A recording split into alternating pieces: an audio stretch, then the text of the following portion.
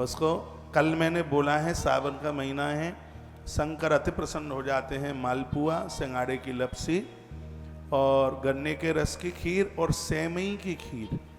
और याद रखना, सावन मनाया इसलिए जाता है, माता सती ने भगवान शंकर की आराधना की, तो हरियाली के तीज के दिन भगवान महादेव का सती को दर्शन हुआ और माता सती ने सेवई की खीर का भोग महादेव को लगाया।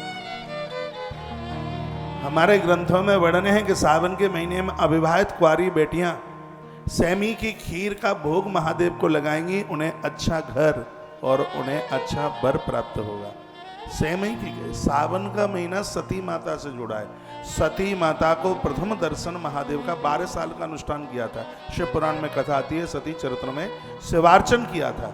माता सती ने 12 वर्ष का शिवार्चन किया और भोलेनाथ सावन के महीने में प्रकट हो गए।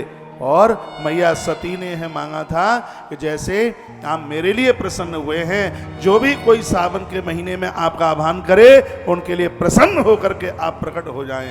ये वरदान दिया। कुंवारी बेटियों के लिए वरदान है शंकर जी का अभिषेक सावन। किसी वरदान से कम नहीं है अविवाहित बेटियों के लिए।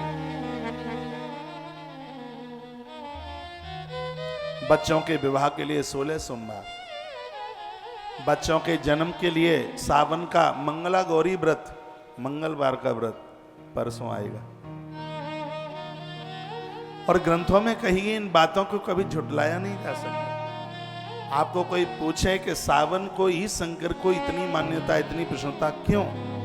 का 12 वर्ष सती ने साधना करी थी, तो सावन की हरियाली की तीज को भगवान महादेव ने प्रसन्न होकर दर्शन दिया और माता को कहा था कि 12 महीनों में सबसे ज्यादा प्रसन्नता मुझे इस महीने में होगी और उस घर की बरकत नहीं रुकेगी। जो मैंने ग्रंथों में पढ़ा है वो मैं बता रहा हूं।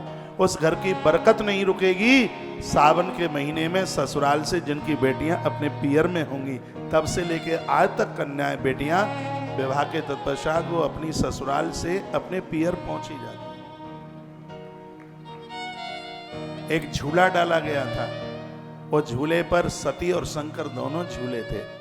आज भी झूला महोत्सव हमारे ब्रज में बहुत ज्यादा चलता है। पूरा का पूरा सावन सती और शंकर से जुड़ा हुआ है। मैंने बहुत बार कहा है,